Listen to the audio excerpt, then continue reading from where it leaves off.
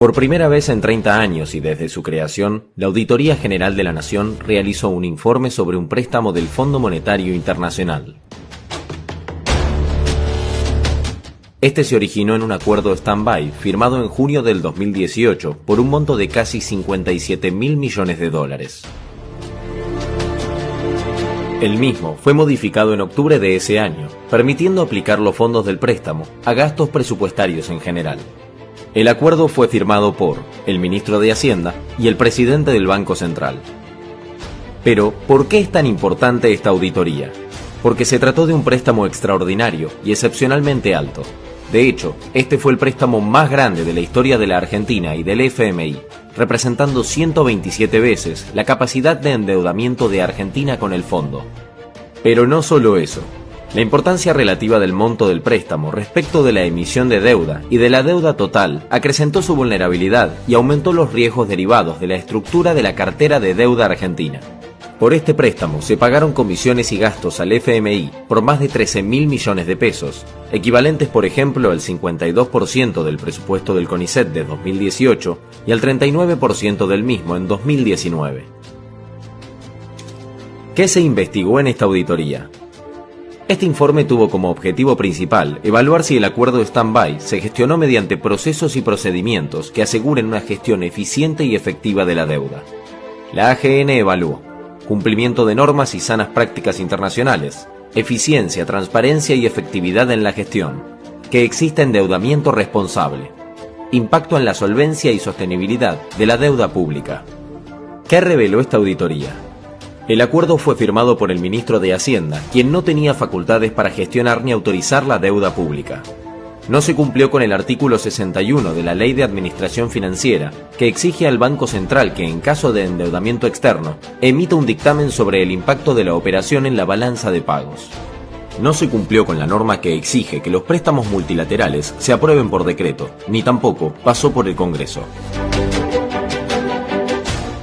No se implementó el procedimiento aplicable para la autorización, negociación, contratación, administración, control, supervisión de los préstamos. La Jefatura de Gabinete de Ministros no intervino en la etapa de negociación, autorización y suscripción del acuerdo con el FMI, a pesar de tener esa función específica. Tampoco intervinieron las áreas técnicas específicas, en especial el Ministerio de Finanzas, que debía gestionar la deuda. El acuerdo no tuvo intervención previa de la Unidad de Auditoría Interna, porque desde la división de los ministerios no existió esa área en relación con la deuda pública. No se pudo encontrar el documento definitivo del acuerdo, dado que existen múltiples versiones del texto del stand-by. El dictamen jurídico se emitió fuera de término y se basó en una norma que no estaba vigente al momento del acuerdo. Cuando se decidió solicitar el préstamo al FMI, el Ministerio de Hacienda no efectuó análisis sobre costos y riesgos financieros, ni de solvencia y sostenibilidad. El proceso de gestión no fue efectivo ni eficiente para rendir cuentas y asegurar la transparencia y el control en el uso de los fondos. Se observaron inconsistencias en los totales informados para 2018 y 2019 en relación con los montos de moneda extranjera subastados provenientes del préstamo del FMI. Casi el 30% de los desembolsos del FMI se usaron para financiar la salida de capitales financieros, en tanto el auditado informó que el 71% se usó para cancelar la deuda.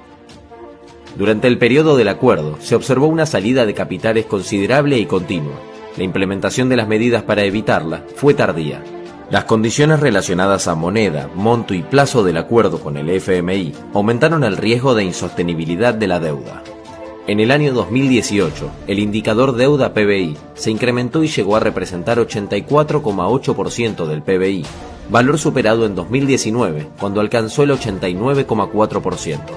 Pero entonces, ¿la gestión del préstamo con el FMI fue eficiente y efectiva?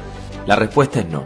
Los procesos y procedimientos relacionados al préstamo no aseguraron la eficiencia y la efectividad en la gestión de la deuda, provocando incumplimientos legales, afectando la prudencia en la administración del endeudamiento y vulnerando la adecuada supervisión del financiamiento.